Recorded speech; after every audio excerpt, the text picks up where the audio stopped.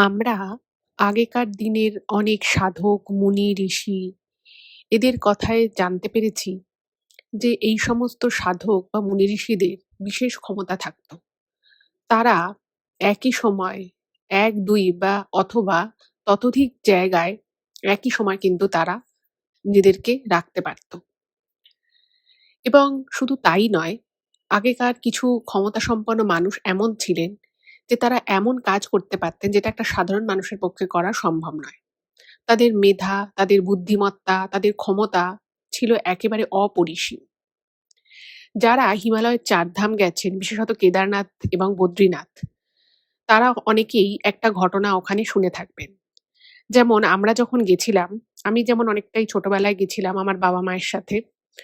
তো সেখানে আমরা শুনেছিলাম যে বদ্রীনারায়ণে এবং কেদারনাথে একজন পূজারী একসময় পুজো করতেন। তিনি কেদারনাথে পুজো দিয়ে তারপরে আবার মুহূর্তের মধ্যেই বদ্রীনারায়ণে পৌঁছে সেখানেও উনি পুজো দিতেন। এবার আপনারা যারা কেদারনাথ, বদ্রীনাথ দর্শন করেছেন তারা তো জানেনই, বা যারা এখনো যাননি আমি তাদের জন্য বলি, কেদারনাথের থেকে বদ্রীনাথের কিন্তু অনেক ডিসটেন্স। আপনি যদি গাড়ি করেও যান আপনি একদিনে কখনোই পৌঁছতে পারবেন না। আপনার কিন্তু ১.৫ থেকে পৌনে ২ দিন লেগেই যাবে। তাহলে ভাবুন, একজন ব্রাহ্মণ, একজন পুরোহিত কি করে একই সময়ে কেদারনাথজিতে পুজো দিয়ে আবার মুহূর্তের মধ্যে উনি বদ্রীনারায়ণে পৌঁছে যেতেন। এবং বলা হয়ে থাকে, আমি যেটা শুনেছিলাম, যে উনি সূক্ষ্ম দেহে নাকি যাতায়াত করতেন। তো তার মানে তার সেই ক্ষমতা ছিল, এবং শুধু উনি বলে নয়, এরকম বহু মানুষেরই কিন্তু আগেকার দিনে বিভিন্ন ঋষি-মুনিদের কথা আমি বলছি, তাদের কিন্তু এরকম অনেক ধরনের অলৌকিক ক্ষমতা থাকতো। আজকে আমি যে ঘটনাটা আপনাদেরকে বলবো, সেই ঘটনাটা কিন্তু এমন একটা মানুষের ঘটনা, যার সাথে কিছু অদ্ভুত, অদ্ভুত বিষয় ঘটতে থাকে। এবং তিনি ১ম দিকে বুঝতে পারতেন না যে অ্যাকচুয়ালি উনার সাথে কি হচ্ছে। কারণ উনি নিজেও এই বিষয়টায় অবগত ছিলেন না। কিন্তু আস্তে, আস্তে যত সময় এগোতে থাকে তত অন্যান্য মানুষ এবং তিনি নিজেও বুঝতে পারেন যে কিছু একটা আছে যার জন্য এই জিনিসগুলো ঘটছে, এবং সেই ঘটনাগুলো এতটা অদ্ভুত ছিল যে ১ম দিকে মানুষ বিশ্বাস করতে পারত না যে এরকম ঘটনা সত্যি, সত্যিই ঘটছে। কি যদি সেটা জানতে হয় তাহলে কিন্তু আপনাদেরকে আমাদের চ্যানেলের এই ঘটনাটা পুরো শুনতে হবে ১ম থেকে শেষ পর্যন্ত। আমি সকলকে রিকোয়েস্ট করছি কেউ কোথাও যাবেন না। প্রত্যেকে পুরো ঘটনাটা ১ম থেকে শেষ অবধি শুনুন।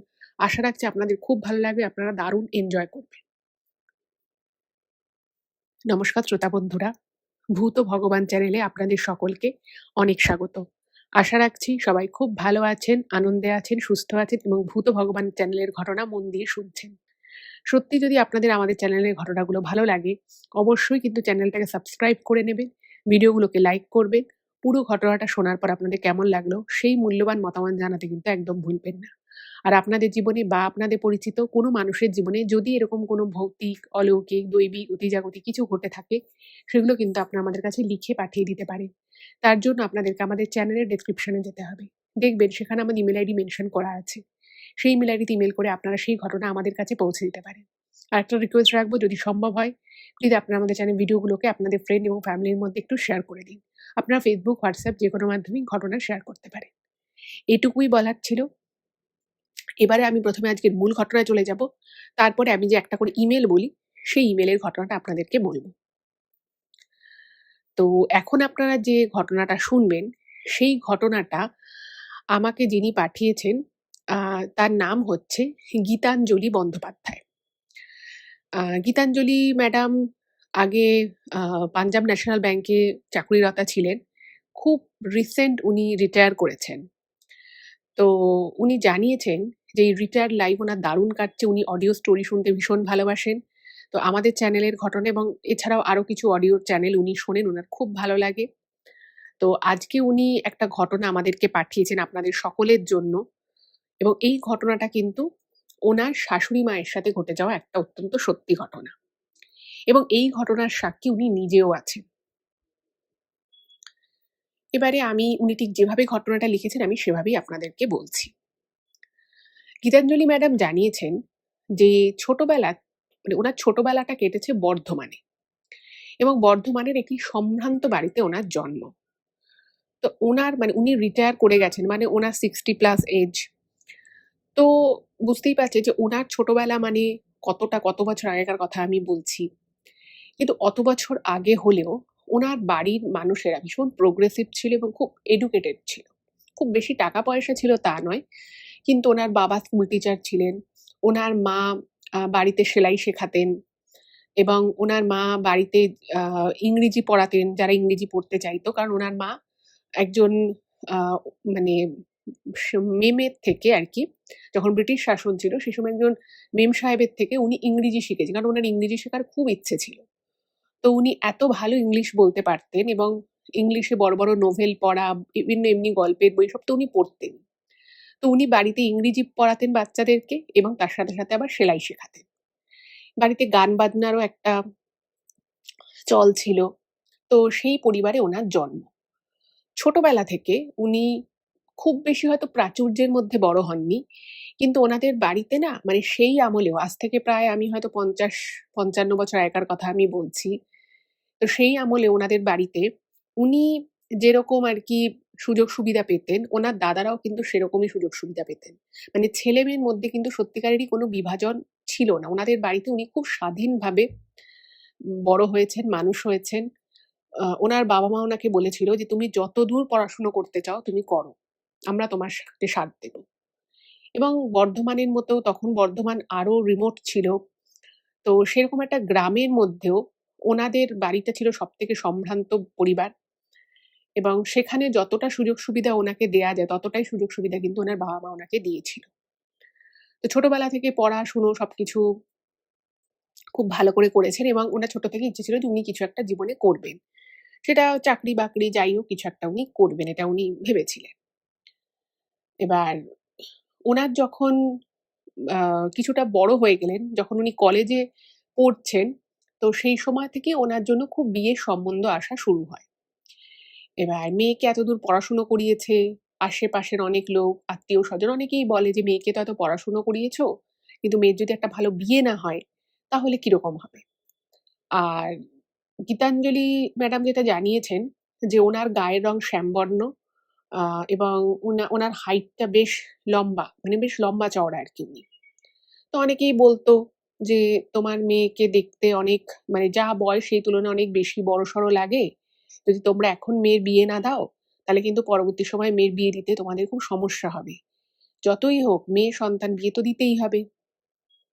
এবং বারংবার এই কথা যখন বাড়িতে অনেকে এসে বলতে থাকে, তখন কোথাও একটা আ উনার মা একটু ভীত সন্ত্রস্ত হয়ে পড়ে। ভাবেন যে সত্যি যদি মেয়ের বিয়ে ঠিকমতো না দিয়ে যেতে পারি। আর সেই সময় উনার বাবারও একটু শারীরিক সমস্যা শুরু হয়। তো উনার বাবা খুব প্রোগ্রেসিভ মানুষ ছিলেন। উনি তখন বলেন যে, "আমি মেয়ের বিয়ে দেব। কিন্তু আমি বুঝে শুনে মেয়ের বিয়ে দেব। এমন বাড়িতে আমি মেয়ের বিয়ে দেব, যে বাড়িতে আমার মেয়ে ঠিক এখানে যেরকমভাবে বাপের বাড়িতে ছিল, ও পড়াশুনো করতে চেয়েছে, পড়াশুনো করেছে।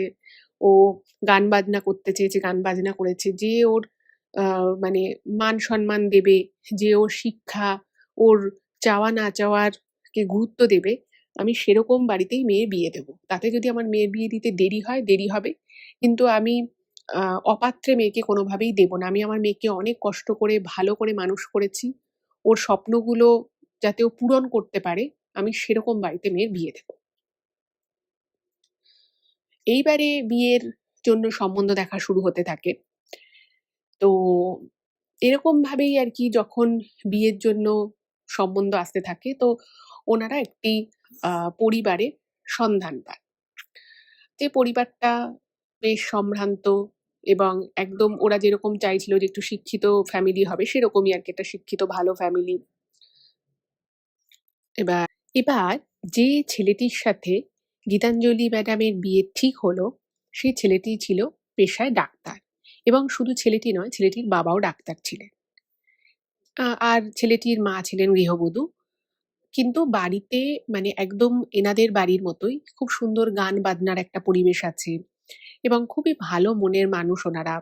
এবং তারা যখন গীতাঞ্জলি ম্যাডামকে দেখেন এবং উনার গান শোনেন, উনার পড়াশুনো উনি খুব ভালো ছিলেন পড়াশুনোয়, সে সমস্ত যখন শোনেন, তখন ওদেরও একদম এক দেখায় পছন্দ হয়ে যায়। এবং সেই সময় দাঁড়িয়েও মানে আ ওনার যে শ্বশুরবাড়ির লোকজন তারা বলে দিয়েছিল, "আমাদেরকে কিন্তু আপনারা কোনো পণ দেবেন না। কোনো টাকা-পয়সা কিচ্ছু দেবেন না। আপনাদের যা ভালোবেসে মেয়েকে দিতে ইচ্ছে করে আপনারা সেটা দিতে পারেন। কিন্তু আমাদের কোনো দাবি-দাওয়া নেই।" এবং তখনকার সময় ভাবুন, এত সম্ভ্রান্ত পরিবার, ডাক্তার, তারা কিন্তু চাইলেই মানে পণ নিতে পারত, বা তাদেরকে অনেক যেটা আগেকার দিনে হতো, এখনো হয়তো কিছু, কিছু জায়গায় হয় যে খুব ভালো পরিবার হলে অনেক বেশি, বেশি করে পণ দেওয়ার একটা, মেয়ে বাড়ি থেকে হয়তো ইচ্ছে করেই চায় দিতে, পণ দেওয়ার একটা ব্যাপার থাকে। কিন্তু আ মানে ওনার হাসব্যান্ড এবং তার ফ্যামিলি এতটাই ভালো ছিল, তারা কিন্তু পরিষ্কার জানিয়ে দেয় যে আমরা কিন্তু পণ হিসেবে কিছু নেব না। এবং এই কথায় খুশি হয়ে ওনার বাবা খুব ভালো, মানে ভীষণ ভালো লাগে ওনার, যে উনি এরকমই চেয়েছিলেন যে ওনার জামাই বা তার পরিবার এরকমই হবে। তো খুব সুন্দর করে, বেশ ধুমধাম করে গীতাঞ্জলি ম্যাডামের বিয়ে হয়ে যায়। এবার বিয়ের পরে উনি যখন ওনার শ্বশুরবাড়িতে ১ম বার এলেন, উনি দেখছেন যে উনার শ্বশুরবাড়ির যে বাড়িটা আরকি, আ সেই বাড়িটা, অ্যাকচুয়ালি উনার আদি বাড়িটা ছিল আসানসোলে। ঠিক আছে? এবার আসানসোলে বাড়ি ছিল, এবং আ ওনার যে আহ হাসব্যান্ড আরকি, তিনি দিল্লিতে ডাক্তারি পড়তেন। তো সেই সুবাদে যেহেতু উনি দিল্লিতে থাকতেন, তো দিল্লিতেও ওনাদের একটি বাড়ি ছিল। এবার উনি তো বিয়ে হয়ে ১ম এ আসানসোলের বাড়িতে এলেন। তো উনি দেখছেন যে ওনার শ্বশুরবাড়ির ভিতরটা, মানে বাইরেটা তো ঠিক আছে, একটা মোটামুটি বড় বাড়ি, ঠিক আছে। কিন্তু বাড়ির ভিতরটা উনি দেখছেন অদ্ভুত সুন্দর করে সাজানো, এবং সেই বাড়ির ভিতরে একেকটা যে জিনিস রয়েছে, একটা যে শোপিস রয়েছে, সেগুলো না মানে একদম ভিনটেজ টাইপের। এবার ওনাদের যে ওনার শ্বশুরবাড়ি আরকি, গীতাঞ্জলি ম্যাডামের যে শ্বশুরবাড়ি, ওনার শ্বশুরবাড়ির লোকেরা আ আরকি, যে আগে যে আমাদের ইন্ডিয়াতে যে একটা সময় যে ব্রিটিশ শাসন ছিল, তো সেই সময়ে আরকি বিভিন্ন ধরনের আ আরকি মানুষেরা তো থাকতো। তো সেখানে উনি ওনাদের শ্বশুরবাড়ির আরকি যারা পূর্বপুরুষ ছিলেন, তাদের সাথে কিছু ব্রিটিশ মানুষের আরকি, বলা যেতে পারে যারা সেই সময় শাসন করত, কিছু সাহেবের খুব সখ্যতা গড়ে উঠেছিল। এবং সেই সখ্যতা যেহেতু গড়ে উঠেছিল, তো সেইজন্য তারা অনেক সময় বিভিন্ন জিনিসপত্র সেই সময়কার আমলের ব্রিটেন থেকে এনে গিফট করত। তো সেই সমস্ত জিনিসপত্র রাখা রয়েছে, এবং ঘরের পর্দা থেকে শুরু করে, বিছানার চাদর থেকে শুরু করে সবকিছু একদম টিপটপ। মানে ওরকম সাজানো গোছানো বাড়ি, গীতাঞ্জলি ম্যাডাম লিখেছেন যে উনি এর আগে কোনোদিন দেখেননি।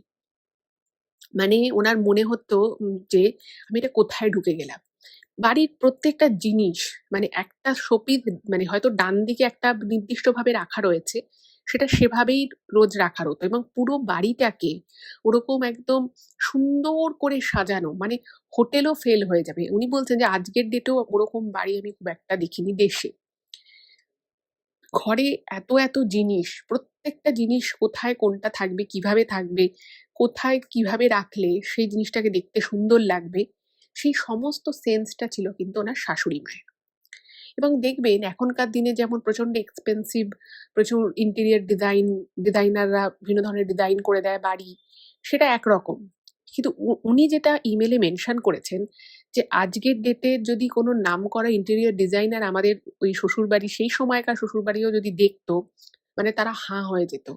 যে একজন গৃহবধূ, সে কিভাবে, কিভাবে যে ঘর সাজিয়ে রাখতে পারে, এবং সেটা শুধু একটা ঘর বলে নয়। বেডরুম প্রত্যেকটা, ওনাদের একটা বিশাল বড় বসার ঘর ছিল, সেই ঘর, রান্নাঘর, পুজোর ঘর, সমস্ত বাড়িতে প্রচুর, প্রচুর জিনিস ছড়ানো, এবং বাড়ির যে প্রতিটা জিনিস, মানে ধরুন কোনো একটা বাতি বা কোনো একটা ফুলের একটা ফুলদানি বলুন, প্রত্যেকটা জিনিস এত সুন্দর করে সাজানো থাকতো যে দেখে মনে হবে যে মানে এটা আমি কোথায় চলে এলাম। মানে মনে হবে যেন একটা সাজানো গোছানো একটা পুরো ফিল্ম সেট টাইপের। এবং যিনি কাজটা করতেন, তিনি কিন্তু একা হাতে কাজ করতেন, এবং কোনোদিন কোনো জিনিস ডান দিকে থাকলে সেটা ডান দিক থেকে বাঁদিকে ঘুরবে না। এতটা মানে পারফেকশন ছিল ওনার কাজে। তো উনি শ্বশুরবাড়ি এসে তো পুরো হয়ে গেলেন, এবং তার সাথে, সাথে ওনার মনে ১ম যে চিন্তাটা আসে, যে আমি যদি এই বাড়িতে থাকি, তাহলে আমাকেও এইরকম করেই কিন্তু বাড়িটাকে মেইনটেইন রাখতে হবে। কারণ দেখুন, বাড়িতে সবাই সুন্দর করে থাকছে, এবার একটা মানুষ যদি খুব অগোছালো হয়, তার জিনিসপত্র যদি এদিক ওদিক ছড়িয়ে থাকে, ব্যাপারটা খুব বাজে লাগবে দেখতে। তো উনি দেখতেন যে প্রত্যেকদিন উনার শাশুড়ি মা, মানে একটা ঘরে ঢুকতো, উনি বলতেন, "আমি ঘরটা একটু গোছাবো।" উনি গুছিয়ে একদম টিপটপ করে বেরিয়ে আসতেন। কোথাও জায়গায় এক ফোঁটা ধুলো থাকত না। এবং এইটা যখন উনি ১ম ২-৩ দিন দেখলেন, উনি না মানে শেখার চেষ্টা করলেন যে আমার শাশুড়ি মা কি করে এত কাজ করতেন। মানে কিভাবে উনি এগুলো করছেন। আর উনার শাশুড়ি মা না খুব মিতভাষী ছিলেন। কিন্তু ভীষণ মিষ্টি করে কথা বলতেন। আর সবথেকে যেটা বড় কথা উনি জানিয়েছেন যে উনি যখন বিয়ে করে ১ম শাশুড়ি মাকে দেখলেন বাড়ি গিয়ে, উনি বলছেন যে আমি না চিনতেই পারিনি, মানে আমি বুঝতেই পারিনি যে এই ভদ্রমহিলা আমার শাশুড়ি মা। উনাকে দেখে মনে হচ্ছিল আমার বরের হয়তো কোনো দিদি হবে। মানে এতটাই সুন্দর দেখতে, টানটান চামড়া, চুলগুলো কুচকুচে কালো, মানে অদ্ভুত সুন্দরী। মানে সুন্দর তো অনেকেই হয়। কিন্তু ওনার মধ্যে একটা নিখুঁত সৌন্দর্য ছিল।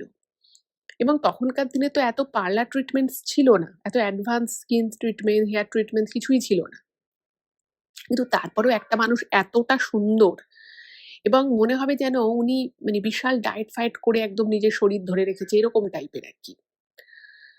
তো আর মানুষটা প্রচুর কাজ করতে পারতেন, ভীষণ কাজ করতে পারতেন। এবার একটু ভয়ে থাকতো ১ম গীতাঞ্জলিদি। ভাবতো যে আমি যদি কিছু ভুল করে ফেলি, এখানে এই বাড়িতে সবাই সবকিছু মানে মানে ওই যে চা খাওয়ার যে কাপ ডিশ, সেই কাপ ডিশগুলো পর্যন্ত ইউরোপের কোন জায়গা থেকে নিয়ে আসা হয়েছিল। এবং প্রত্যেকে মানে ওই চা খেয়ে যেখানে সেখানে কাপ রাখা, ডিশ রেখে দেওয়া এগুলো বাড়িতে কেউ করেনি এবং পুরো জিনিসটাকে কিন্তু ওনার শাশুড়ি মা মেইনটেইন করতেন। এবার বিয়ে হয়েছে মোটামুটি যখন ১ মাস টাক হয়েছে, তো একদিন আম গীতাঞ্জলি ম্যাডাম একটু ভয়ে আরকি থাকতো শাশুড়ি মা যেহেতু একটু মিতভাষী ছিলেন কিন্তু খুব ভালো ছিলেন। তো বলছেন যে, "মা তুমি এত কিছু এত সুন্দর করে কি করে করো? আমি তো তোমার মতো এত পারি না। আর তুমি আমাকে কোনো কাজও করতে দাও না। তো তুমি এত কিছু কি করে করো? এই যে বাড়ির প্রত্যেকটা জিনিস এত সুন্দর জিনিসগুলোকে তুমি এত সুন্দর করে সাজিয়ে রেখেছো এবং আমি শুনেছি পুরো বাড়িটা সাজানোটা পুরোপুরি তোমার হাতে। তুমি এত কিছু করো কি করে?" তো তখন উনি বলেন যে, "এসব আমি করি না। এটা আমার হয়ে যায়। আমি ছোট থেকে এরকম করি তো, তাই আমার হয়ে যায়। এটা আমাকে আলাদা করে কিছু করতে হয় না।" তো তখন গীতাঞ্জলি ম্যাডাম বলছেন, "না মা তুমি আমাকে একটু শেখাও। কারণ আমি তো এগুলো কিছু বুঝতে পারি না। তুমি এত সুন্দর করে বোঝো কি করে যে এই জিনিসটা এখানে থাকবে, এভাবে থাকবে, সেটা তুমি কি করে বোঝো?" তো তখন উনি হেসে বলেন, "ও ওসব তোকে বুঝতে হবে না। আমার ইচ্ছা হয় আমি করি। যখন সংসার তোর হাতে আসবে তখন তুই তোর মতো করে করবি। তোকে আমার মতো করেই করতে হবে তার কোনো মানে নেই।" এবং উনার শাশুড়ি মা কিন্তু এতটাই ভালো ছিলেন, উনার শাশুড়ি মা উনাকে বিয়ের পরে বলেছিলেন যে, "তোর বাবা-মায়ের কিন্তু খুব ইচ্ছে যে তুই আরো পড়াশুনো কর, তুই জীবনে দাঁড়া, তোর অনেক স্বপ্ন আছে আমি শুনেছি। আমারও কিন্তু মানে ইচ্ছে যে তুই তোর জীবনে যেটা করার ইচ্ছে তুই যেন সেটা করতে পারিস।" এবং এখানে গীতাঞ্জলি ম্যাডাম মেনশন করেছেন যে উনার ব্যাংকের চাকরি পাওয়ার পিছনে উনার হাসব্যান্ডের যতটা সাপোর্ট হাত রয়েছে, কিছুটা হলেও বেশি যেন তার থেকেও বেশি উনার শাশুড়ি মার রয়েছে। কারণ উনার শাশুড়ি মা উনাকে ভীষণ ভালোবাসতেন এবং উনাকে না খুব এনকারেজ করতেন। যে, "তুই পারবি, তুই একটা চাকরি কর। তোর যখন এত পড়াশুনো করেছিস তুই কেন বাড়িতে থাকবি? ঘরদোর তো আমি সামলাচ্ছি, তুই চাকরি কর।" মানে এইভাবে ওনাকে অনেক এনকারেজ করেছিল এবং আল্টিমেটলি উনি মানে এনাদের সবার সাপোর্টেই চাকরিটা পেয়ে যান। যাই হোক, তো উনি একটা জিনিস খেয়াল করেন যে ওনাদের যত আত্মীয়স্বজন রয়েছে ওনার শ্বশুরবাড়ির দিকের, তারা না উনার শাশুড়ি মাকে মানে দেখুন ভালোবাসা এক জিনিস। কোনো আত্মীয়কে কেউ ভালোবাসতেই পারে। কিন্তু উনাদের পরিবারের লোকজন উনার শাশুড়ি মাকে শুধু ভালোবাসে তা নয়, ভীষণ রকমভাবে শ্রদ্ধা ভক্তি করে। সেটা যেই হোক না কেন। এবং এটা দেখে না উনি খুব মুগ্ধ হয়ে যেতেন। যে আমার শাশুড়ি মাকে সবাই এত মানে, সবাই এত আ বিশ্বাস করে, ভালোবাসে, খুব শ্রদ্ধা ভক্তি করে। এবং সত্যি কথা বলতে কি উনি সেটা ডিজার্ভ ও করেন। কারণ উনি খুব মানুষ হিসেবে তো ভীষণ ভালো ছিলেন। কিন্তু কোথাও উনি কিছু কথা শুনতে পান মানে উনার কানে আসে যে উনার শাশুড়ি মা নাকি খুব সাধারণ একজন মানুষ বা একজন মহিলা যেরকম হয়, উনি নাকি সেরকম নন। এবার এইটা উনি বিয়ের মানে বউ ভাতের দিন থেকেই কানাঘুষো উনি শুনেছেন যে উনার শাশুড়ি মা নাকি একদম সাধারণ একজন মানুষ বা একদম সাধারণ মহিলা নন। উনার মধ্যে নাকি কিছু একটা অসাধারণ ব্যাপার আছে। তো আস্তে ওনার বিয়ে যত পুরনো হতে থাকে, উনি বিভিন্ন জায়গা থেকে শুনতে থাকেন। ইভেন একবার ওনার স্বামীও ওনাকে নাকি বলে যে, "আমার মাকে তুমি এখনো ঠিক চেনোনি। আমার মা কিন্তু একজন সাধারণ মহিলা নন। ওনার ভিতরে অসাধারণ কিছু ক্ষমতা আছে। এবং ওনার স্বামী ওনাকে এটাও বলেন যে, আজকে আমার মায়ের ভিতরে একটা অসাধারণ ক্ষমতা আছে বলেই আমার বাবা এত সুন্দরভাবে সারা জীবন ডাক্তারি করতে পেরেছে এবং আমিও যে ডাক্তার হতে পেরেছি বা আমিও যে এইখানে আসতে পেরেছি জীবনের এই জায়গা অব্দি, সেটা কিন্তু সম্পূর্ণটাই আমার মায়ের জন্য। এবার দেখুন, প্রত্যেকটি ছেলেমেয়ের জীবনে বা প্রত্যেকটি স্বামীর জীবনেও কিন্তু তার আম সন্তানের ক্ষেত্রে যেমন মা বা স্বামীর ক্ষেত্রেও তার স্ত্রীর কিন্তু একটা অবশ্যই স্থান থাকে যে তারা যদি সাপোর্টিভ না হয়, কোনো ছেলেমেয়ে বা কোনো স্বামী, তারা যে যতটাই সাকসেসফুল হোক না কেন তার পিছনে কিন্তু এনাদের হাত থাকে। সেটা তো জানা কথাই। কিন্তু উনার স্বামী যেটা বলতে চেয়েছিলেন গীতাঞ্জলি ম্যাডামকে, যে উনার মা একজন অসাধারণ ব্যক্তিত্ব এবং তার গুণের জন্যই এবং তার কিছু, কিছু ক্ষমতার জন্যই আজকে ওনাদের পুরো পরিবারটা এত সম্ভ্রান্ত হয়েছে, অভিজাত হয়েছে এবং প্রত্যেকে নিজের, নিজের জায়গায় এত ভালো, ভালো করতে পেরেছে, সেটার জন্য কিন্তু অনেকটাই ওনার মা দায়ী। এবার ১ম যখন গীতাঞ্জলি ম্যাডাম কথাটা শোনেন, উনি না সেই কথাটার মানে উম এই গুরুত্বটা অতটা বোঝেনি। ভেবেছে যে ঠিক আছে, মায়েরা তো সাপোর্টিভ না হলে সত্যি তো সন্তানদের ক্ষেত্রে তো সমস্যা হবেই। কিন্তু উনি যত উনার শাশুড়ি মাকে দেখতে থাকেন যে সত্যি, সত্যি একটা মানুষ এত কম সময়ে এত কাজ কি করে করে? উনি হয়তো রান্নাঘরে ঢুকেছে, সেদিনকে বাড়িতে পুজো এবং শুধু ওনাদের বাড়িতে যখন কোনো পুজো হতো, তখন কিন্তু শুধুমাত্র যে পুজোর ভোগটুকু রান্না হতো তা নয়। মায়ের জন্য হয়তো বাড়িতে মা লক্ষ্মীর পুজো, সেই মায়ের ভোগ তো রান্না হতোই। তার সাথে, সাথে সেই দিন হয়তো প্রসাদ নিতে প্রায় ১০০-১৫০ জন আসতো। তো সেই ভোগও রান্না করতে হতো। সেটাও ঠাকুরকে সামনেই দেয়া হতো। তো সেটাও আলাদা করে রান্না হতো। এবং খুব অদ্ভুত বিষয় হচ্ছে যে বাড়িতে হয়তো কেউ একজন এসেছে কাজের জন্য। রান্নার যিনি আরকি হেল্প করেন, তিনি হয়তো শুধু সবজিগুলো কুটে দিয়েছে। কিন্তু সবজি কোটা ছাড়াও তো একটা এ ধরনের ভোগের রান্না তো আরো অনেক কাজ থাকে এবং প্রতিটি কাজ হতেই একটা সময় লাগে। তো ওনার শাশুড়ি মা বলতেন যে, "তোরা এইগুলো কেটে দিবি, এই সবজিগুলো এভাবে কাটতে হবে।" মানে এগুলো উনি বলে দিতেন। বলে হয়তো উনি ঠাকুর সাজাতে গেলেন বা ঠাকুরের যেখানে পুজো হবে সেই জায়গাটা উনি সাজালেন। উনি রান্নাঘরে ঢুকতেন এবং ঢুকে উনি দরজা বন্ধ করে দিতেন। যেহেতু ভোগ রান্না অন্য কারোর দেখতে নেই, তো সেইজন্য উনি দরজাটা বন্ধ করে দিতেন। ২ ঘন্টা পরে উনি ওখান থেকে বেরোতেন এবং ওই রান্নাঘরে মাত্র ২ টো উনুন থাকত। ২ টো উনুন এবং ২ টো উনুনে কত তাড়াতাড়ি রান্না হয় আপনারা বলুন। এবার ২ ঘন্টা পরে উনি যখন রান্নাঘর থেকে বেরোতেন, গীতাঞ্জলি ম্যাডাম দেখেন যে ঠাকুরের ভোগের রান্নাঘরে উনি একদিকে সরিয়ে দিয়েছেন।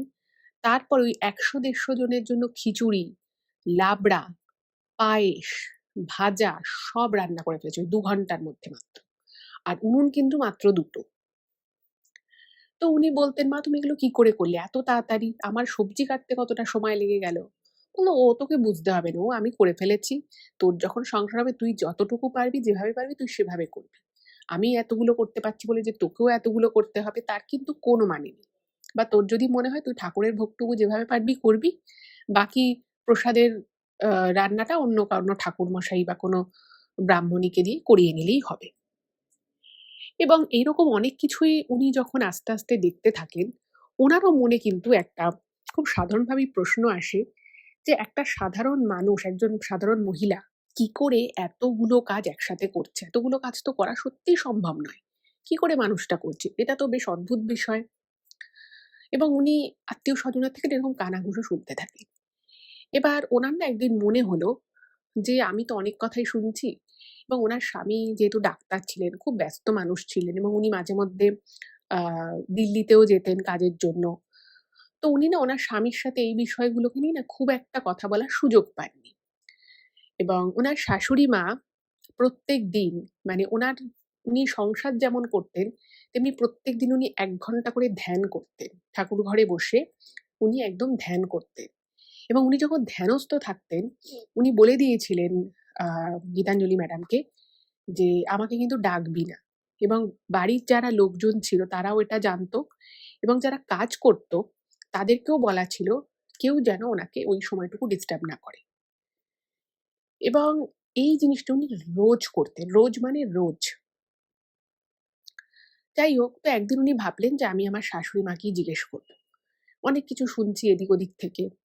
তো এই জিনিসটা উনার মনে আরো কেন দানা বাঁধলো, তার একটা বিশেষ কারণ ছিল। সেটা হচ্ছে যে ওনাকে ওনার এক মাসি শাশুড়ি বলেন যে ওনার শাশুড়ি মা নাকি একই সময়ে ২ থেকে ৩ জায়গায় যেতে পারে এবং ওনাকে নাকি দেখাও গেছে একই সময়, একই দিনে ২ থেকে ৩ জায়গায়। এবং সেই যে উনি একই সময় এত জায়গায় যেতে পারেন একইভাবে, এটা কিন্তু একেবারেই অসম্ভব ব্যাপার। এবং কেউ যদি ফট করে শোনে, ধরুন আপনি ধরুন আ একটা নির্দিষ্ট তারিখে, নির্দিষ্ট সময় ধরুন ১২ঃ০০ র সময় আপনি নয় বাড়িতে থাকতে পারেন, নয় আপনি কোনো রেস্তোরাঁয় খেতে যেতে পারেন, অথবা আপনি ধরুন কোনো লাইব্রেরিতে যেতে পারেন, অথবা আপনি ধরুন অফিসে থাকতে পারেন। একটা সময় একটা মানুষের পক্ষে তো একই জায়গায় থাকা সম্ভব, তাই না? ফিজিক্যালি প্রেজেন্ট যেটাকে বলে আরকি। কিন্তু উনার শাশুড়ি মা একসাথে ৩ টে জায়গায় কিন্তু ফিজিক্যালি প্রেজেন্ট থাকতে পারতেন। এবং এটা ১ বার ২ বার নয়, মানে ১ বার ১ বার হলে মানুষ ভাবতে পারে যে আরে ভুল দেখেছে বা এটা দেখার ভুল, বা ওনার মতো ডিটো দেখতে এরকম কাউকে হয়তো দেখা গেছে, সেটা মনে হতে পারে। কিন্তু এখানে ব্যাপারটা কিন্তু সেরকম একদমই নয়। উনার শাশুড়ি মাকে কিন্তু সত্যি, সত্যি একই দিনে, একই সময়ে ৩ জায়গায় ফিজিক্যালি প্রেজেন্ট থাকতে দেখা গেছে এবং সেটা প্রমাণিত। এবং এই ধরনের বিষয় একাধিকবার কিন্তু ঘটেছে। ১ম বিষয়টা মানে অনেকেই বিশ্বাস করতে পারেনি। কিন্তু পরবর্তী সময় কিন্তু এটা রীতিমতো বিশ্বাসযোগ্য হয়। তো উনি তখন ভাবলেন যে এটা কিরকম মারাত্মক বিষয়। এবং এখানে আরো একটা জিনিস উনি শোনেন যে উনার শাশুড়ি মা কিছু কথা মাঝে মধ্যে বলেন যেটা হুবহু নাকি মিলে যায়। এবং হয়তো উনি মানে সবার সামনে হয়তো কথা হচ্ছে কিছু একটা নিয়ে, উনি ফট করে একটা কথা বলে দেন। জাস্ট ফট করে কথা বলে দেন। সেটা হয়তো ওই সময়ের কোনো কিছুর সাথে হয়তো রিলেটেড ও নয়। ফট করে হয়তো একটা ওনার মুখ দিয়ে কথা বেরিয়ে গেল এবং সেটা ২ বছর, ৩ বছর, ৪ বছর পরে হলেও সেই কথাটা নাকি ফলে যায়। এরকমও বহুবার হয়েছে। ১-২ বার নয়। মানে এটা কোনো কোইন্সিডেন্টাল ব্যাপার নয়। যাই হোক, তো উনি এগুলো শুনলেন। তো উনি একদিন উনার হাসব্যান্ডকে বললেন যে, "আমি এরকম, এরকম শুনেছি। তো তুমি একটু বলো।" তো তখন উনার হাসব্যান্ড উনাকে বলেন যে, "গীতাঞ্জলি, আমি তুমি আমাকে এই যে দেখছো, আমি তোমার সামনে বসে আছি, তোমার সামনে কথা বলছি, ডাক্তারি করছি, বহু মানুষকে আমি চিকিৎসা প্রদান করছি। এই সবকিছু আমার মায়ের জন্য। আমার জীবনে একটা এমন পরিস্থিতি এসেছিল, যেখানে হয়তো আমি বাঁচতামও না। আমার মাই কিন্তু আমাকে এই জায়গা অব্দি নিয়ে এসেছে। এবং আজকে যে আমি বেঁচে আছি, তোমার সামনে বসে আছি, কথা বলছি, এটাও কিন্তু আমার মায়ের জন্য।"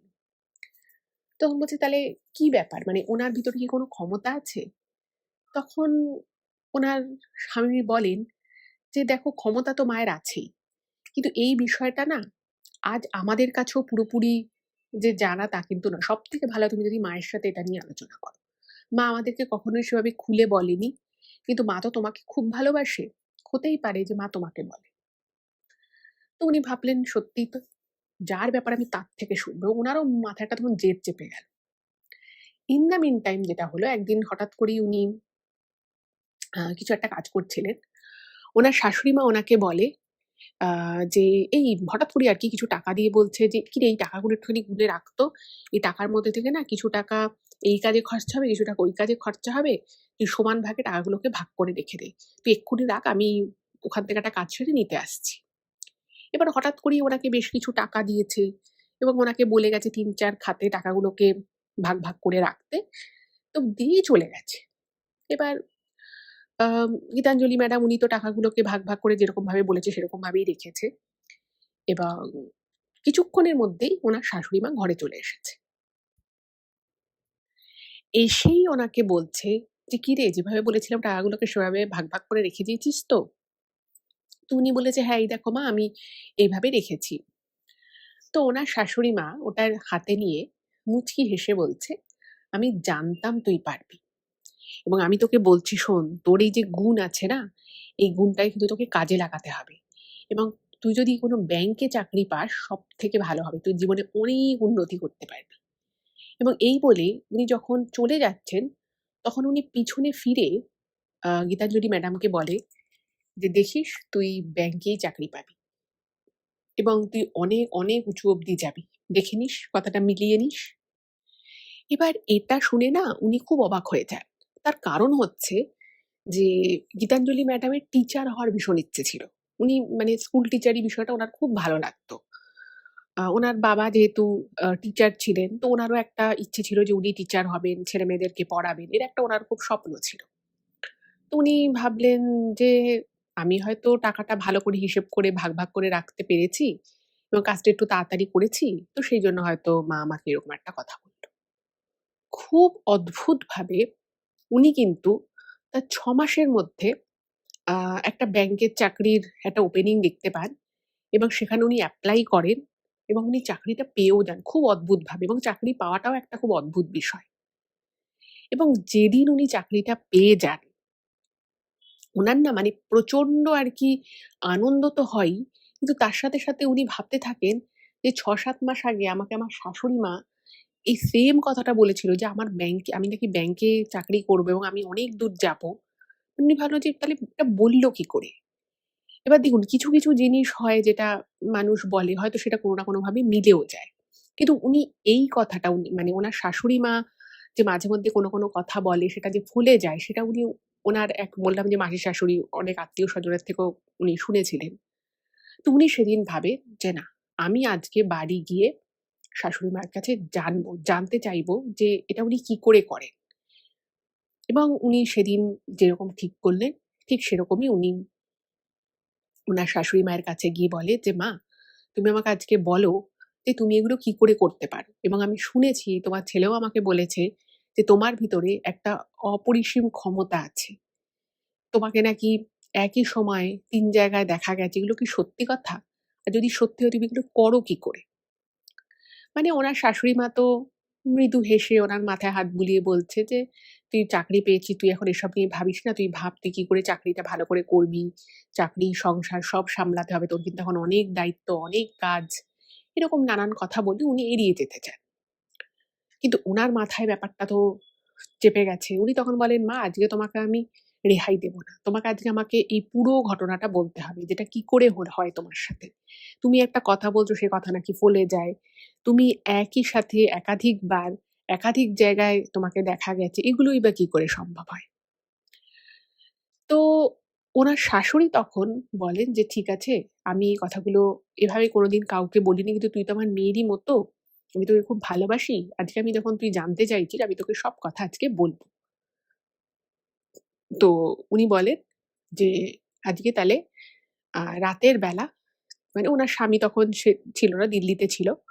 বলে যে, "আজকে রাতে তাহলে আমি তোকে সেই সমস্ত কথা বলব আমার জীবনের, যে কথাগুলো হয়তো আমার পরিবারের সবাইও সব কথা জানে না।" তো উনি তো খুব ইন্টারেস্টেড হয়ে গেল। তখন উনি মানে উনার শাশুড়ি মা বলেন উনাকে যে, উনার জন্ম হয়েছিল মানে উনার শাশুড়ি মায়ের জন্ম হয়েছিল বেনারসে। উনার বাবা বেনারসে কর্মসূত্রে থাকতেন এবং সেখানেই এই গীতাঞ্জলি ম্যাডামের শাশুড়ি মায়ের জন্ম হয়। এবং উনি যেদিন জন্মগ্রহণ করেন, সেদিন বাইরে প্রচন্ড বৃষ্টি হচ্ছিল। মানে মারাত্মক বৃষ্টি। আর উনার শাশুড়ি মায়ের আমলের কথা বলছি। সেই সময় তো আ ডাক্তার বলুন বা হসপিটাল হয়তো ছিল, কিন্তু সেভাবে তো আর ছিল না। আর তখনকার দিনে বাড়িতেই বাচ্চা হতো বেশিরভাগ ক্ষেত্রে। তো উনারও বাড়িতেই কেউ ডেলিভারি করে দিয়েছিল। এবার উনি যখন জন্মান, মানে যে দাইমার হাতে উনি জন্মেছিলেন, সেই দাইমা তো মানে সারা জীবনে প্রচুর এরকম বেবি ডেলিভারি করেছে।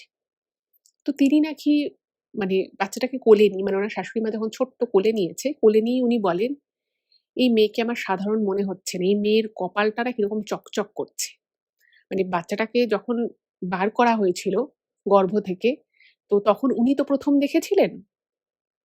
উনি যখন ১ম মানে ডেলিভারি করে বাচ্চাটাকে বার করেন, তখন নাকি উনি দেখেছিলেন যে উনার কপালে কিছু একটা চকচক করছে এবং উনি সেটা দেখে প্রচন্ড স্তম্ভিত হয়ে যান।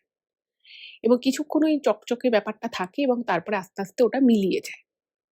উনি সেটা বাড়ির লোককে বলেন এবং দাইমা এটাও বলেছিলেন যে, "আমি সারা জীবনে প্রচুর বাচ্চা এই ২ হাতে বাচ্চার জন্ম দেখেছি। বাচ্চাকে মায়ের গর্ভ থেকে আমি বার করেছি। কিন্তু আজ পর্যন্ত কোনো বাচ্চার কপালে আমি এরকম জ্যোতি দেখিনি।"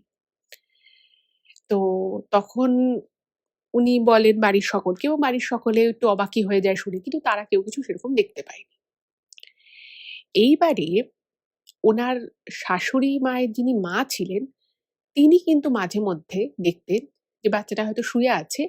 উনি দেখতেন যে সত্যি, সত্যি কপালে কিছু একটা খুব জ্বলজ্বল করছে। এবার কপালে এই যে জ্বলজ্বল করছে ওটা উনি কিছুক্ষণ মানে দেখতেন, এবং তারপরে দেখতেন সেটা আবার মিলিয়ে যাচ্ছে। এবং ছোট থেকেই উনি ভীষণ রকমের শান্ত প্রকৃতির একজন মানুষ ছিলেন। মানে বাচ্চারা যেরকম কান্নাকাটি করে, একটু দুরন্তপনা করে, এগুলো কোনো কিছু ওনার মধ্যে ছিল না। মানে ১ম থেকে উনি একটু স্পেশাল আরকি ছিলেন। যাই হোক, যদিও ছোটবেলাতে সেরকম কিছুই বোঝা যায়নি। তো হঠাৎই একদিন আ ওনার শাশুড়ি মা আরকি আ ছোট ছিল, তখনই ৫-৬ বছর বয়স। বাড়িতে কোথাও পাওয়া যাচ্ছে না, খুঁজে পাওয়া যাচ্ছে না। তো বাড়িতে খোঁজ খবর পড়ে গেছে যে কোথায় গেল বাচ্চাটা? ওইটুকু একটা বাচ্চা, সে কোথায়ই বা যেতে পারে? কত দূরই বা যেতে পারে? তো তাকে বাড়িতে কোথাও পাওয়া গেল না। এবার উনাদের বেনারসে যেখানে বাড়ি ছিল সেখান থেকে আ কাশী বিশ্বনাথ মন্দির প্রায়, তখন তো আর অত যানবাহনের ব্যাপার ছিল না। কিন্তু হেঁটে যদি কেউ যায় তার প্রায় ২৫ থেকে ৩০ মিনিট সময় তো লাগবেই লাগবে। এবং বাচ্চাটাকে আ কিছু সময়ের আগেই জাস্ট পাওয়া যাচ্ছে না। মানে এই ৫-৬ মিনিট হবে বাচ্চাটাকে খুঁজে পাওয়া যাচ্ছে না। ইন দ্য মিন টাইম ঘর-টর সব খোঁজা হয়ে গেছে। ঘরের বাইরের অংশটা পাওয়া যাচ্ছে না। তো কান্নাকাটি পড়ে গেল যে বাচ্চা কোথায় গেল? তাহলে কি সে রাস্তায় বেরিয়ে গেল? তাকেও সে রাস্তাতেও দেখা হচ্ছে, খোঁজা হচ্ছে। কিন্তু ওইটুকু বাচ্চা ওইটুকু সময়ের মধ্যে কোথায় যেতে পারে? তো প্রচন্ড কান্নাকাটি, আশেপাশের লোকজন সবাই জেনে গেল যে এই বাড়ির বাচ্চাটা পাওয়া যাচ্ছে না। তো হঠাৎই খবর পাওয়া গেল যে কাশী বিশ্বনাথ মন্দিরে একদম গর্ভগৃহের কাছে একটা বাচ্চা মেয়ে এসে আ ঠাকুরের নাম করছে, এবং সেই বাচ্চাটা কোথা থেকে এসছে পূজারীরাও বুঝতে পারছে না। তো তারপর সেই মন্দিরে যাওয়া হলো। গিয়ে দেখা গেল যে এই বাচ্চাটা আর কেউ নয়, ওনার শাশুড়ি মা। উনি সেই মন্দিরে কি করে এলো একা, একা? কিভাবেই বা এইটুকু সময়ের মধ্যে অতটা রাস্তা পাড়ি দিয়ে এলো? এবং সবথেকে বড় কথা, ও চিনল কি করে? সেটাও একটা বিশাল প্রশ্ন। এবার তখনকার দিনে তো আর সিসিটিভি ছিল না। ফলে কি করে ঢুকলো বাচ্চাটা, কার সাথে এলো, কিছুই বোঝা গেল না। তো ওকে নিয়ে চলে যাওয়া হলো। আবার বাড়িতে আসা হলো। এই মানে ওই সময় থেকেই ওনার মধ্যে আরকি অনেক অস্বাভাবিক জিনিসপত্র দেখা গেল। যেমন ওইটুকু একটা বাচ্চা, সে একদিন তার মায়ের শরীর খারাপ, বাড়িতে সেভাবে কিছু রান্না হয়নি। ৬-৭ বছরের একটা বাচ্চা মেয়ে, সে রান্নাঘরে ঢুকে ১০ মিনিটের মধ্যে সব রান্না করে ফেলছে। এবং উনার মা যখন রান্নাঘরে ঢুকেছে, দেখছে রান্না হয়ে আছে, এবং তিনি ভাবছে কে রান্নাটা করল? এবার আশেপাশে সবাইকে জিজ্ঞেস করছে, "কেউ কি তোমরা রান্না করে গেছো?" মানে এটা তো খুব awkward একটা ব্যাপার। কেউ কারোর বাড়িতে না বলে ঢুকে তার রান্নাঘরে ঢুকে রান্না করে দেবে। এটা তো খুব অস্বাভাবিক ব্যাপার। তো উনার মাও বুঝতে পারছে না যে কি করে হলো। তো যখন উনাকে জিজ্ঞেস করা হয়েছে, উনি বলছেন, "হ্যাঁ, আমি রান্না করেছি।" এবার ওইটুকু একটা মেয়ে ১০ মিনিটের জন্য রান্নাঘরে ঢুকে কি করে এত রান্না করল, সেটাও একটা খুব অদ্ভুত বিষয়। এবং যখন মেয়েটাকে জিজ্ঞেস করা হয় যে, "তুমি কি করে করলে এত রান্না এভাবে?" ও বলত, "এই তো এইভাবে, এভাবে করে ফেলেছি।" কিন্তু ওটা বাস্তবে খুব এক্সপার্ট যে, তার পক্ষে অত রান্না ১০ মিনিটে করা সম্ভব নয়। তো এবারে যেটা হলো, বেনারসের বিভিন্ন জায়গায়, বিভিন্ন রাস্তাঘাটে, বিভিন্ন জায়গায় মাঝে মধ্যেই ওনাকে দেখা যেত। মানে উনার শাশুড়ি মাকে দেখা যেত। তখন উনার শাশুড়ি মায়ের বয়স হয়তো ৭-৮ হবে। তো সে হয়তো দেখেছে, এবার দেখে ডেকেছে, চেনে, ডেকেছে, এবার পিছনে ঘুরে সে সাড়া দেয়নি। এবার সঙ্গে, সঙ্গে বাড়িতে বলতে এসেছে যে, "এই তোমার মেয়েকে দেখলাম আ ওই রাস্তায় ঘুরছে।" তখন বলছে, "কি বলছো? ও তো ঘরে ঘুমোচ্ছে।" এবং সেই ব্যক্তি যখন ঘরে এসে দেখছে যে সত্যি, সত্যি মেয়েটা ঘুমোচ্ছে, উনি খুব অবাক হয়ে যায়। এবার দেখুন, ১ম যদি এরকম কারোর সাথে হয়, সে কি ভাববে? যে আমি ভুল দেখেছি, বা একই রকম দেখতে হয়তো ছিল। তাই তো? কিন্তু এই জিনিসটা ১ বার ২ বার যদি হয় তাহলেই কিন্তু সে ভাববে। কিন্তু বারবার যদি এটা হতে থাকে, মানে আপনি ধরুন, আপনাকে কেউ একজন দুপুর ১২ টার সময় আপনাকে কোনো একটা জায়গায় দেখেছে। ধরুন একটা শপিং মলে দেখেছে। আবার আপনার আরেকজন বন্ধু ঠিক ওই দিনই দুপুর ১২ টার সময় আপনাকে হয়তো পার্ক স্ট্রিটে দেখেছে। আবার আরেকজন পরিচিত সেই একই সময়ে একই দিনে আপনাকে তার বাড়িতে হয়তো আসতে দেখেছে। এবার ভাবুন, এই ৩ জনই আপনাকে চেনে, ৩ জনেই একই দিনের একই সময়ে আপনাকে যদি দেখে, তাহলে বিষয়টা কিরকম হবে? এই জিনিসপত্র হতে থাকলো। তো এরপরে ওরা ভাবলো যে কি হচ্ছে ব্যাপারটা, কিছু তো বোঝা যাচ্ছে না। তারপরে ওর বাবা আবার আ কাজের আ কিছু সুবিধার জন্য উনি ওখান থেকে আবার কলকাতায় চলে এলেন। কিন্তু কলকাতায় চলে আসার পরেও কিন্তু ওনার শাশুড়ি মায়ের মধ্যে এই বিষয়গুলো বা এই সত্ত্বাগুলো একদম অবিকল রইল। উনি খুব কম সময়ের মধ্যে অনেক কাজ করে ফেলতেন এবং উনি ওনার বয়স আন্দাজে যে কাজগুলো করতেন সেগুলো কিন্তু একদম মানে কি বলবো, অ্যাডাল্ট মানুষেরাও অত তাড়াতাড়ি, অত ফাস্ট অত কাজ করতে পারবে না। তারপরে উনি বিভিন্ন সময় হঠাৎ করেই হয়তো বাড়ি থেকে বেরিয়ে যেত। বাড়ি থেকে বেরিয়ে হয়তো পাশে হয়তো উনি খেলতে গেছেন। তো সেই সময় হয়তো বাচ্চাদের সাথে উনি খেলছে। আবার উনার বাবা উনাকে দেখেছে যে সে রাস্তা দিয়ে হেঁটে যাচ্ছে এবং যখনই তাকে ডেকেছে, তাকে দৌড়ে ধরতে গেছে, দেখছে নেই। এবং এই জিনিসটা কিন্তু একাধিকবার হতে থাকে। তো উনাকে যখন জিজ্ঞেস করা হয় যে, "তুই কি সত্যিই বেরিয়েছিলি?" সে তখন বলত, "হ্যাঁ, আমি গেছিলাম।" কিন্তু সে এমন উত্তর দিত যে উত্তর থেকে স্পষ্ট করে এটা অনুধাবন করা সম্ভব নয় যে ও এক্সাক্টলি কোথায় ছিল। এবং ওনার শাশুড়ি মা ছোটবেলা থেকেই অত্যন্ত মানে কি বলবো, এমন একজন মানুষ ছিলেন, অত্যন্ত ভক্তিমতী, অত্যন্ত পরিশ্রমী এবং ভীষণ রকমভাবে মিষ্টভাষী একজন মানুষ। যে কোনোদিনও কারো সাথে উঁচু গলায় কথা বলেনি, যে কোনোদিনও কাউকে চোখ রাঙায়নি, কোনোদিনও কারোকে খারাপভাবে কিছু বলেনি। এরকম একজন মানুষ। এবং তার যে এত সুন্দর তাকে দেখতে, এত সুন্দর তার রূপ, রং, এত সৌন্দর্য, মানে একটা উম সুন্দর সৌন্দর্য বলতে শুধুমাত্র দেখতে সুন্দর সেটা নয়। একটা শান্ত সৌম্য ব্যাপার রয়েছে তার মধ্যে। এবং যেটা গীতাঞ্জলি ম্যাডাম লিখেছেন যে, আমার শাশুড়ি মা এমন ছিলেন যে উনি হয়তো কোথাও হয়তো সবাই মিলে গল্প করছে। উনি হয়তো সেই গল্পের আসরে হয়তো ৫ টা কথা বলবে। কিন্তু ওই ৫ টা কথা উনি যে বলবেন, ওখানে যদি ১০ জন, ২০ জন, ২৫ জনও থাকে, তারা হয়তো নিজেদের মধ্যেও কথা যদি বলে, আমার শাশুড়ি মা যে ৫ টা কথা বলবে, সেই কথা কিন্তু কেউ ইগনোর করতে পারবে না। মানে উনি যদি ৫ টা কথা ৫০ জনের মধ্যেও বলেন, বাকি ৪৯ জন কিন্তু ওনার কথা শুনবে এবং সেই কথার মধ্যে দিয়ে যেন মধু ঝরে পড়ছে, এরকম টাইপের কথা। ভীষণ আরকি অ্যাট্রাকটিভ একটা পার্সোনালিটি ছিল উনার শাশুড়ি মায়ের। এবং যখন যে কাজটা করতেন একদম নিখুঁতভাবে করতেন। মানে কেউ সে কাজের কোনো খুঁত ধরতে পারবে না। সম্ভবও নয় ধরা। এতটাই ভালোভাবে উনি কাজ করতেন। যাই হোক, এবার এইরকমভাবেই আস্তে, আস্তে ওনার শাশুড়ি মা বড় হতে থাকে এবং ওনার শাশুড়ি মাকে যখন একজন আম সাধকের কাছে নিয়ে যাওয়া হয়, ওরা একটু ভয় পেয়ে যায় যে মেয়েকে এরকম একেকজন একেক সময় দেখছে, একই টাইমে দেখছে, এটা কি করে হয়? ইভেন ওনার মা নিজে মানে এটা যে এই ঘটনাটা ঘটেছিল ওনার শাশুড়ি মায়ের যিনি মা ছিলেন, তারও একটা অভিজ্ঞতা হয়েছিল। সে নাকি একবার দেখে যে উনি ঘরের বাইরে কিছু একটা কাজ করছেন। উনি দেখেন যে ওনার মেয়ে সামনে খেলছে। ওই ৮-৯ বছর এরকম বয়স। উনি দেখছেন খেলছে এবং তার আগে উনি ওনাকে ঘুম পাড়িয়ে এসেছিলেন। তো ওকে বলছে যে, "তুই ঘুম থেকে উঠে পড়লি? আচ্ছা এখানটাতেই থাক, হ্যাঁ? এখানটাতেই কাজ কর" এবং সেটা কিন্তু বাইরের দিকে। এবং যে ঘরে ওনার শাশুড়ি মাকে ঘুম পাড়ানো হয়েছিল সেটা ছিল পিছনের দিকের ঘর। এবারে ওই পিছনের দিকের ঘর দিয়ে যদি কাউকে বেরোতে হয়, তাহলে সামনের ওই জায়গাটা দিয়েই কিন্তু বেরোতে হবে। আবার বাইরে থেকে যদি ঢুকতেও হয় ওই পিছনের ঘরে, তাহলেও কিন্তু ওই সামনের জায়গাটা দিয়েই ঢুকতে হবে। পিছনের ঘরে ঢোকার কিন্তু পিছন দিয়ে কোনো রাস্তা নেই। মানে কোনো দরজা-ফরজা কিছু নেই। এইবারে ওনার শাশুড়ি মা যখন ওইখানে জাস্ট উনি দেখলেন যে ওনার মেয়ে খেলছে, উনি সেখান দিয়ে ঢুকে উনি ঘরে কোনো একটা কাজে গেলেন। উনি দেখেন ঘরে অকাতরে বিছানার উপরে ওনার মেয়ে ঘুমোচ্ছে। এটা দেখে উনার বুক কেঁপে ওঠে। এবং উনি তখন সঙ্গে, সঙ্গে ভাবেন মেয়েকে আমি ঘুম পাড়িয়েছি। আমি বাইরে থেকে বাইরের ঘর থেকে আমি ভিতরের ঘরে এলাম। তো আমার মেয়ে এইটুকু সময় এসে উঠলো কখন? আর ওকে যদি ও যদি বাইরে থেকে এসে যদি এখানে খাটে এসে আবার শোয়, তাহলে তো তাকে আমার সামনে দিয়েই আসতে হবে। আমি তো এইমাত্র দেখে গেলাম ও বাইরে খেলছে। উনি সঙ্গে, সঙ্গে দৌড়ে যখন মানে বাইরের দিকে আসেন, উনি দেখছেন আবার ওনার মেয়ে ওখানে খেলছে। মানে যে খেলছে সেও ওনার মেয়ে, সেই সেম জামা পরে খেলছে। আবার যে ঘরে শুয়ে আছে সেও ওনার মেয়ে, সেই সেম জামা পরেই ঘুমোচ্ছে। এবং উনি এটা দেখে সহ্য করতে পারেন, উনি অজ্ঞান হয়ে যান। যে একই সময় আমার মেয়েকে আমি ২ জায়গায় কি করে দেখছি। এবং দুটো জায়গার মধ্যে ডিসট্যান্স আছে। দুটো জায়গার মধ্যে এক জায়গা থেকে আরেকটা জায়গায় যেতে হলে ওনার সামনে দিয়েই যেতে হবে।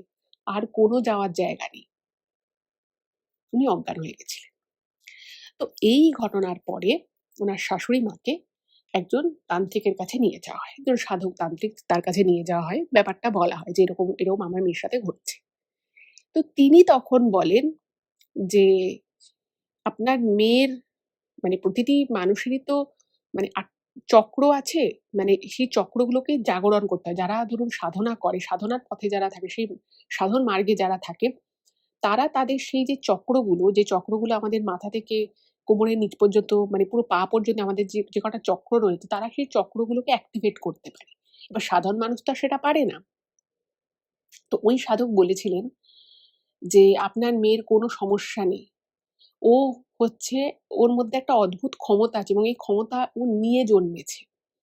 বেনারসের যেখানে ও জন্মেছিল, যে ক্ষণে উনি জন্মেছিলেন, যে সময়ে উনি জন্মেছিলেন, সবকিছু মিলিয়ে সেটা একটা খুব আশীর্বাদ ধন্য একটা মুহূর্ত ছিল। এবং সেই মুহূর্তে কোনোভাবে স্বয়ং ভগবানের একটা আশীর্বাদ ওনার উপরে আসে। এবং সেই আশীর্বাদের জন্যই কিন্তু উনি জন্মগত কিছু ক্ষমতা নিয়েই জন্মেছেন। এবং উনি বলেছেন যে ও কিন্তু মানে সবকিছুই স্বাভাবিক জীবনযাপন হবে, ওর সংসার হবে, সবই হবে। তো একটা সময় ওর ওর জীবন ভগবানের মধ্যেই লীন হয়ে যাবে।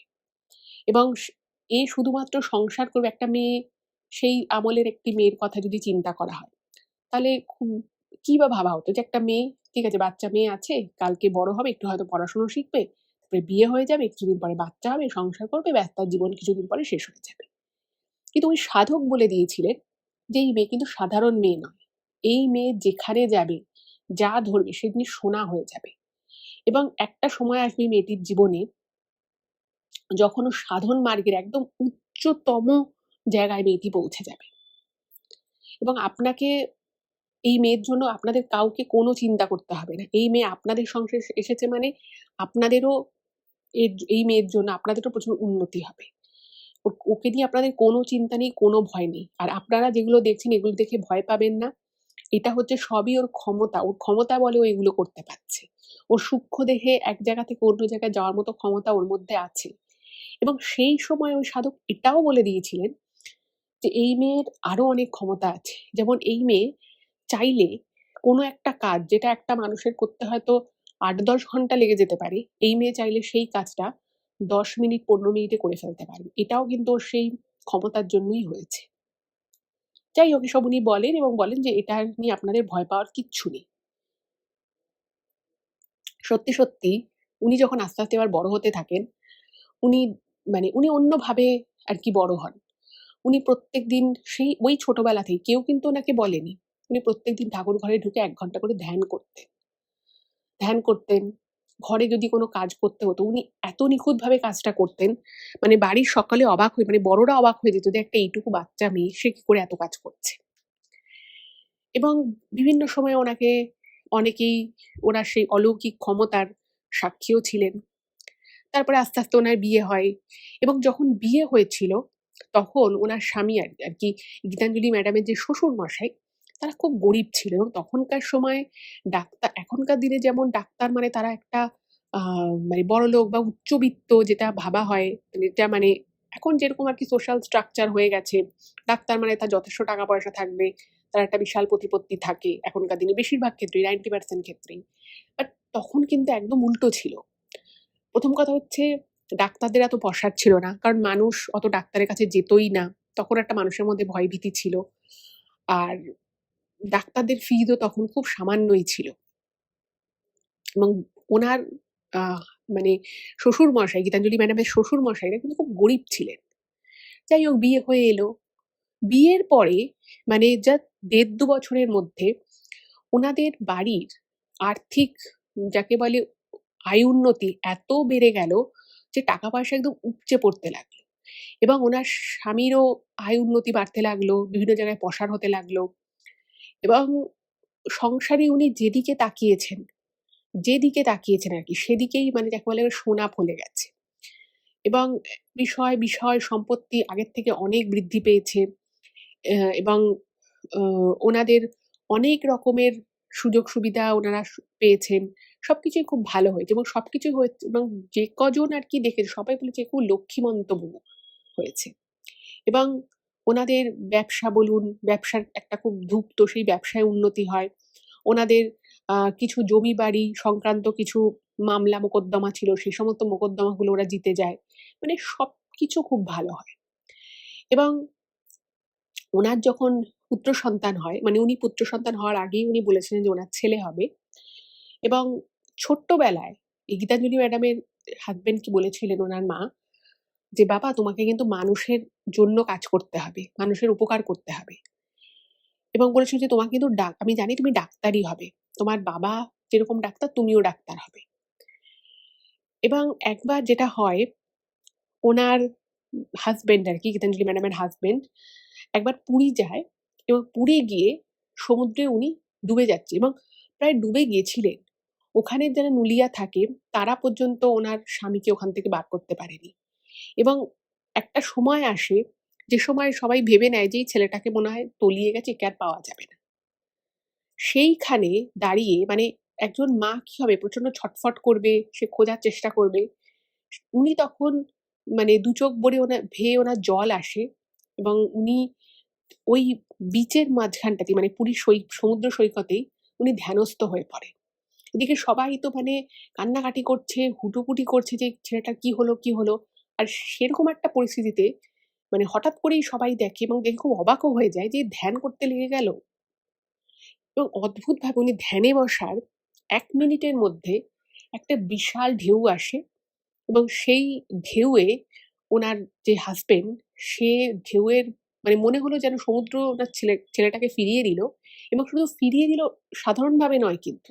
ওই বিশাল ঢেউয়ের মধ্যে উনি তো একদম ধ্যানস্থ হয়ে গেছেন এবং পুরো ঢেউটা এসে কোলের মধ্যে আছড়ে যেন বাচ্চাটাকে দিয়ে গেল। এবং এই দৃশ্য ওখানে যে কজন দেখেছিল তারা প্রত্যেকে ভীষণ অবাক হয়ে যায়। এবং আরো একটা অদ্ভুত কোয়ালিটি ওনার আ শাশুড়ির মধ্যে ছিল। সেটা হচ্ছে যে উনি খুব কম সময়ের মধ্যে গভীর ধ্যানে ঢুকে যেতে পারতেন। মানে ধরুন আপনি বা আমি ধ্যান করছি। আমাদের কিন্তু সেই কনসেনট্রেশন টা আসতে মানে উনার মতো তো ছেড়েই দিন। মানে একটা মানে সাধারণ একটা মিনিমাম কনসেনট্রেশন আসতে কিন্তু একটু সময় লাগে। কারণ আমাদের মাথার মধ্যে অনেক কিছু কাজ করতে থাকে। অনেক রকম কথা, চিন্তা ভাবনা, কাজের চাপ এগুলো থাকে। এক্সটার্নাল অনেক বিষয় থাকে। সেগুলো আস্তে, আস্তে সেগুলো মাথা থেকে বার করে মাথাটাকে ক্লিন করতে সময় লাগে। কিন্তু উনার শাশুড়ি মা খুব তাড়াতাড়ি মানে ধ্যানে বসার সাথে, সাথে উনি গভীর ধ্যানে চলে যেতেন। মানে সেই সময় যদি ওনার মানে ওনার উপর দিয়ে মানে ঝড় ঝঞ্ঝা যাই বয়ে যাক, উনার ধ্যান ভাঙবে না। এরকম টাইপের একটা উনার কনসেনট্রেশন লেভেল ছিল। তো বুঝতেই পারছেন এই ধরনের মানে কনসেনট্রেশন এটা কিন্তু আসাটা খুব একটা স্বাভাবিক জিনিস না এত কম সময়ের মধ্যে। এবং সবাই দেখে যে ছেলেটা একদম সুস্থ, সবল, স্বাভাবিক রয়েছে এবং এই ঘটনাটার জন্যই কিন্তু ওনার স্বামী বলেছিল, "এই যে আজকে আমি বেঁচে রয়েছি এটা কিন্তু আমার মায়ের জন্য।" যাই হোক, তো এই ঘটনা আরকি ঘটে এবং এই ঘটনা ঘটার আ পরে সবাই মানে আস্তে, আস্তে বুঝে যায় যে এই মানুষটার মধ্যে কোনো ক্ষমতা তো নিশ্চয়ই আছে। এবং এরপরে বহু এরকম ঘটনা ঘটেছে যেখানে উনার শাশুড়ি মা কিছু একটা সংসারে বলেছিল। হয়তো সেটা মানে আউট অফ দ্য কনটেক্সট উনি একটা কিছু বলে দিয়েছেন। বাট পরবর্তী ক্ষেত্রে দেখা গেছে সত্যি, সত্যি কিন্তু সেটা হয়েছে এবং সেটা ১ বার ২ বার নয় একাধিকবার। তো এই সমস্ত কথা যখন শোনে তো তখন উনার স্বাভাবিকভাবে গীতাঞ্জলি ম্যাডাম উনার শাশুড়ি মাকে জিজ্ঞেস করেন যে, "মা তুমি এগুলো করতে পারো কি করে? তুমি যখন একটা জায়গায় থাকো, তখন তুমি বাকি ২ জায়গায় একটা মানুষ কি করে থাকতে পারে একই সময়ে?" তখন উনি বলেন যে, উনি যখন ধ্যানস্থ হন, তখন কিন্তু উনি উনার আত্মার সাথে কানেক্ট করতে পারেন এবং উনার ভিতরে একটা নয় ৩ টে সত্তা আছে এবং উনি উনার এই একটা দেহ থেকে সেই ৩ টে সত্তাকে বা ৩ টে যেন আলাদা, আলাদা আইডেন্টিটি রয়েছে, তারা আলাদা, আলাদা দিকে চলে যায় এবং সেটা উনি খুব সাবলীলভাবে করতে পারেন এবং যখন উনি মনে করেন যে, "না, এবার আমি আবার এই ৩ জনকে আমার শরীরের এই একটা শরীরের মধ্যে এবার আমি নিয়ে নেব।" সেই সময় উনি আবার উনি বর্তমান যে উনার সত্তা সেটায় উনি ফিরে আসেন। এবং এটা যখন উনি করেন উনার শরীরটা কিরকম হালকা লাগে এবং উনি কিন্তু স্পষ্ট মানে জানেন এবং বোঝেন যে উনি একই সাথে ৩ জায়গায় রয়েছেন। যেটা খুবই অদ্ভুত লাগছে। আমারও মানে ঘটনা যখন আমি পড়ছিলাম আমার নিজেরও একটু অদ্ভুত লাগছিল। হয়তো যারা এই ধরনের অলৌকিক ক্ষমতার অধিকারী হয়, তাদের ক্ষেত্রে হয়তো এগুলোই হয়। এটা হয়তো আমরা ঠিক ফিল করতে পারব না। মানে আমি একটা জায়গায় রয়েছি, আবার আমি ভাবলাম যে ঠিক আছে আমি একটুখানি অন্য জায়গায় যাই তো, বা তমুক জায়গাটাতেও আমি যাই তো দেখে আসি কেমন হয়েছে। সেটা কিন্তু উনি চাইলেই নাকি উনি এটা করতে পারেন। এবং তার জন্য ওনাকে ওনার সত্তাকে ৩ ভাগে ভাগ করে নিতে হয়। এবং যখন উনি সেই কাজটা হয়ে যায়, উনি সেখান থেকে আবার সেই নিজের সত্তাগুলোকে যেখানে আলাদা, আলাদা জায়গা থেকে আবার নিজের মধ্যে নিয়ে নেন। এই ক্ষমতাটা উনার আছে। কিন্তু কোথা থেকে এই ক্ষমতা উনি পেয়েছেন, কেনই উনিই বা এটা করতে পারেন, সেটা উনি জানেন না। কিন্তু উনি ভগবানে প্রচন্ড বিশ্বাস করেন এবং উনি এটা মানেন যে ক্ষমতা স্বয়ং ভগবানই ওনাকে দিয়েছে। যাই হোক, এই কথাগুলো যখন আ গীতাঞ্জলি ম্যাডাম শোনেন, ওনার ভীষণ অবাক লাগে, খুব ভালোও লাগে। এবং তারপরে উনি চাকরি জীবন ওনার শুরু হয়। সত্যি, সত্যি উনি কিন্তু অনেক উন্নতি করেছিলেন। এবং ওনার যখন ৬ বছর হয়ে যায় বিয়ের, ওনার সন্তান আসে এবং ওনার সন্তান আসার আগেও ওনার শাশুড়িমা বলে দিয়েছিলেন যে, "তুই অমুক দিন মা হবি।" তখন উনি কিন্তু কনসিভ করেননি। উনার শাশুড়িমা আগে বলে দিয়েছিলেন যে, "তুই অমুক দিন মা হবি, তোর সন্তান এই হবে, ওই হবে" সব বলে দিয়েছিলেন। এবং তারপরে একদিন ওনার শাশুড়িমা ওনাকে বলেন যে, "আমার সংসার জীবন হয়ে গেছে। এবার" তখন মানে ওনার শ্বশুরমশাই তখন মারা গেছিলেন। তার কিছুদিন পরে বলেন যে, "এবার তোকে কিন্তু সংসারটা বুঝে নিতে হবে।" এবং সত্যি, সত্যি তারপর থেকে উনি কিন্তু মানে ওই যে উনি ছোটবেলা থাকতে উনার এক সাধক বলেছিলেন যে, "এ সাধনার পথে চলে যাবে।" উনার শাশুড়িমা কিন্তু পুরোপুরি সাধনার পথেই চলে গেছে। সেটা বাড়িতেই করতেন। কিন্তু উনি বাড়িতে দীর্ঘক্ষণ উনি ধ্যানস্থ থাকতেন, পুজো করতেন এবং উনি একবেলা আহার করতেন। এবং আরো অদ্ভুত বিষয় কি জানেন? উনি যেটা লিখেছেন গীতাঞ্জলি ম্যাডাম যে শুধু হাতের চামড়া বাদে, মানে হাতের চামড়াগুলো বয়সকালে একটু কুঁচকে গেছিল। বাট উনার মারা যাওয়ার আগের দিন অবধি উনার চোখের জ্যোতি তীক্ষ্ণ ছিল, কোনো চশমা লাগতো না। উনার একটা চুল পাকেনি। উনার মুখের চামড়া সবকিছু টানটান ছিল। মানে যেরকম সুন্দরী উনি বিয়ের সময় এসে দেখেছিলেন, উনার মৃত্যুর আগের দিন অবধি উনি কিন্তু সেরকমই ছিলেন। এবং উনি আগের দিন বলে দিয়েছিলেন যে, আমার কিন্তু কালকেই শেষ দিন। এবং সবাই বুঝে গেছিল যে উনি যেটা বলছেন তার মানে এটাই হবে। উনি সময়টাও বলে দিয়েছিলেন। এবং সবার সামনেই ওনার কিন্তু প্রাণ বেরিয়ে যায়। খুব ভালো মানুষ ছিলেন এবং অন্য রকমের মানুষ ছিলেন। কিন্তু এই ক্ষমতা যে উনি অ্যাকচুয়ালি কোথা থেকে পেয়েছিলেন, সত্যিই হয়তো ভগবান প্রদত্ত এই বিষয়টা ছিল। এটাই ছিল আজকের মূল ঘটনা। এবার চলে যাব আজকের ইমেইলে। এই সেগমেন্টে আমি যে ইমেইলটা বলি সেটা তো যেহেতু অনেক মানুষ তাদের ব্যক্তিগত কোনো সমস্যা বা ব্যক্তিগত কোনো কথা শেয়ার করেন। তো এই সেগমেন্টে আমি যাদের ইমেইল পড়ি তাদের আমি নামটা অবশ্যই রিভিল করি না। তো এই সেগমেন্টে আমি আজকে যে ইমেইলটা পড়ছি, সেই ইমেইলটা আমাকে যিনি করেছেন, তিনি তার একটা অদ্ভুত কথা শেয়ার করেছেন। উনি জানিয়েছেন যে উনার সাথে একটা জিনিস খুব হয় ছোটবেলা থেকেই। সেটা হচ্ছে যে উনি যখন কারোর কথা ভাবেন, সেটা হতে পারে উনার কোনো বন্ধু, হতে পারে কোনো আত্মীয়, হতে পারে অন্য কেউ। উনি হয়তো তাকে জাস্ট চেনেন বা পরিচিত এরকম। মানে হঠাৎ, হঠাৎই উনার সারাদিন ধরে সেই মানুষটার কথা মনে পড়তে থাকে। সারাদিন উনি ভাবেন যে ওই লোকটার কথা বা অমুক আত্মীয়ের কথা বা অমুক বন্ধুর কথা।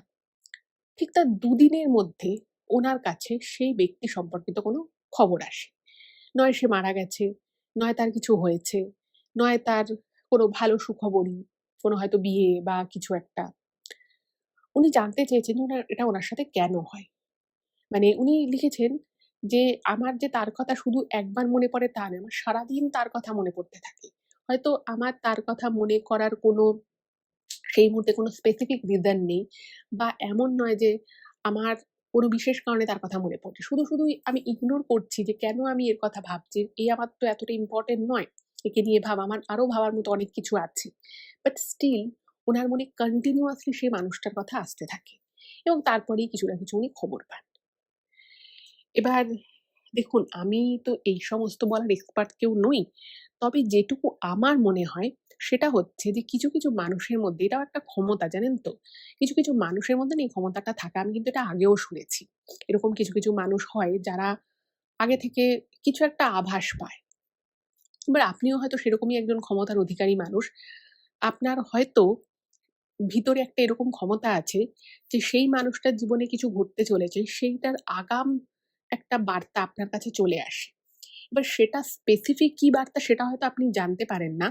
কিন্তু সেই মানুষটার যে একটা কিছু সেই মানুষটাকে কেন্দ্র করে যে কিছু একটা ঘটতে চলেছে, সেই আভাসটা আপনি পেয়ে যান। এবার এটা হয়তো মানে এই যে আপনার সেটা হয়তো একটা ভগবান প্রদত্তই বিষয়। অবশ্যই, কারণ এগুলো তো আর সবার মধ্যে থাকে না, এগুলো খুব রেয়ার।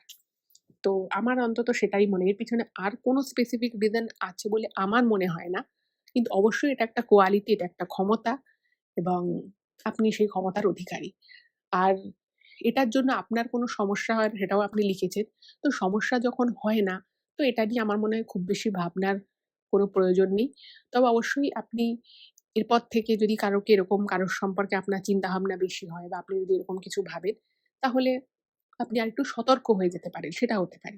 তবে আপনার যখন কোনো সমস্যা হয় না, আমার মনে হয় এটা নিয়ে ভয় পাওয়ার মতো কিছু নেই। তো জানি না এটা আরো কারোর সাথে হয় কিনা। যদি হয় কারোর সাথে এরকম, তাহলে কিন্তু একটুখানি কমেন্ট করবেন। কারণ তাহলে উনিও বুঝতে পারবেন যে শুধু উনি একা নন। আরো কেউ আছে উনার মতোই। তো এটাই ছিল আজকের এপিসোড। কেমন লাগলো জানাবেন। যদি ভালো লাগে প্লিজ চ্যানেলটাকে সাবস্ক্রাইব করে ভিডিওগুলো একটু সকলের সাথে শেয়ার করে দেবেন। আর অবশ্যই কমেন্ট করে জানাবেন আজকের এই এপিসোডটা আপনাদের কেমন লাগলো।